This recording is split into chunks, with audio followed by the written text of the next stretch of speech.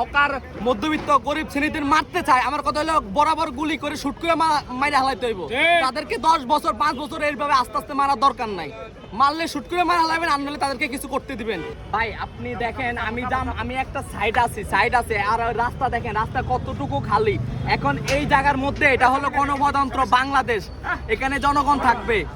আর এটা এই দেশের মধ্যে, বাংলাদেশের মধ্যে আপনি দেখেন বড় বড় জিনিস নিয়ে চিন্তা করেন। আজকে দেখেন বিদ্যুতের সংকট, আজকে দেখেন পেট্রোলের সংকট, গাড়ি চলতে পারতেছে না। তো ওইসব সমস্যা নিয়ে চিন্তা করতে পারেন না। ছোট লোকে মানুষদের, মধ্যবিত্ত মানুষদের পেটে লাত্তি মারার চিন্তা ভাবনা করেন। তো এইসব তো বাংলাদেশে খায় না। আর আমার কথা হলো, বাংলাদেশে আমরা যে জনগণরা আছি, যে বর্তমানে দেখতেছি, এভাবে মনে হয় কোনো বাংলাদেশের নাগরিক চলতে পারে না। কারণ এই দেশে থাকার থেকে না থাকা, মইরা যাওয়া আরো ভালো। আর কারণ আপনি দেখেন, এই যে এদেরকে যে উঠাইছেন, এদের জন্য কিছু করেন, এদের যেন চলতে পারে, খাইতে পারে, এদের জন্য কিছু করে দেন। আজকে ফ্যামিলি কার্ড দিছে, ফ্যামিলি কার্ডে কত টাকা পাইবো?